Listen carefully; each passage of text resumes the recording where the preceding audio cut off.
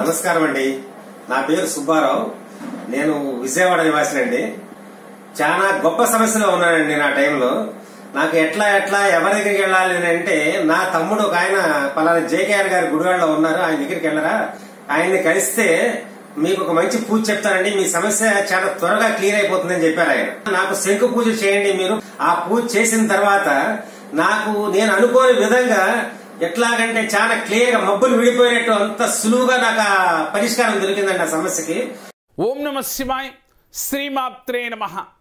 అన్నీ ఉన్నప్పటికీ కూడా ఆనందము లేని జీవితాన్ని గడుపుతున్న వారు ఈ క్రియ చేసి తీరవలసిందే. సహజంగా ఆస్తి ఉంటుంది, మంచి ఇల్లు, మంచి భర్త, అలాగే మంచి వాతావరణం అన్నీ కూడా వీరికి అనుకూలంగా ఉంటాయి. కానీ ఎక్కడో వీరిలో అశాంతి ఎప్పుడూ బాధపడుతూ ఉంటుంది. అన్నీ ఉన్నప్పటికీ కూడా మనశ్శాంతి లేక మానసికంగా బాధపడేవారు.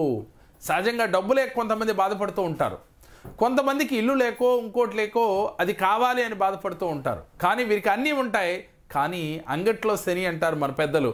ఏదో ఒక బాధ వీరిని పట్టి పీడిస్తూనే ఉంటుంది.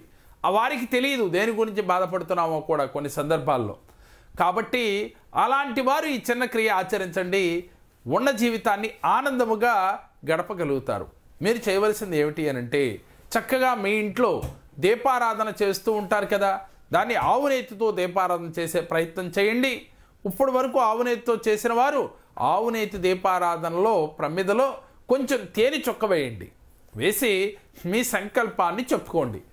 అన్నీ ఉన్నా మనశ్శాంతి లేదు, ఆ మనశ్శాంతి కావాలి అని చెప్పి మీ ఇష్టదైవం, మీ కులదైవం, మీ గ్రామ దేవతకి సంకల్పం చేసుకోండి. చేసుకుని చక్కగా మీరు నవగ్రహ ప్రదక్షిణ, శివాలయంలో ఉన్న నవగ్రహాలయానికి వెళ్ళి వీలు కుదిరినప్పుడల్లా 11 ప్రదక్షిణలు చేయండి. ఏ గ్రహాల యొక్క అనుకూలత లేకపోవటం వల్ల మీకు అన్నీ ఉండి మనశ్శాంతి లేని జీవితాన్ని గడుపుతున్నారో మనసులో సంకల్పం చేసుకుని, ఈ గ్రహాల యొక్క అనుకూలత కావాలి, నాకు మనశ్శాంతి కావాలి అని చెప్పి సంకల్పం చేసుకోండి.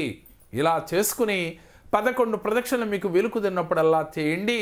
శివాలయంలో చక్కెర పొంగలి, పరమన్నాన్ని మీకు అవకాశం ఉన్నన్న సార్లు, అది సోమవారం కావచ్చు, శనివారం కావచ్చు, మీకు కుదిరిన ఏ రోజులైనప్పటికీ కూడా 10 మందికి వితరణ చేయండి.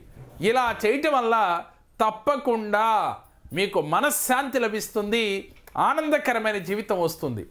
ఎన్ని ఉన్నా, ఎన్ని కోట్లు ఆస్తున్నా, అలాగే ఇల్లు, వాకిలి, కారు అన్నీ ఉన్నప్పటికీ కూడా మనశ్శాంతి లేకపోతే ఆ జీవితం బాధాకరంగా ఉంటుంది కదా. మరి మీకు మనశ్శాంతి, ఆనందకరమైన జీవితం కావాలి అంటే ఈ చిన్న క్రియ చేసి చూడండి. మేము చెప్పిన ఈ వీడియో మీకు నచ్చినట్లయితే లైక్ చేయండి, మీ ఫ్రెండ్స్కు షేర్ చేయండి. మా మరిన్ని వీడియోలు మీరు చూడాలి అంటే మా జేకేఆర్ భక్తి, మా జేకేఆర్ జెమ్ టీవీని సబ్స్క్రైబ్ చేసుకోండి. ఓం నమః శివాయ.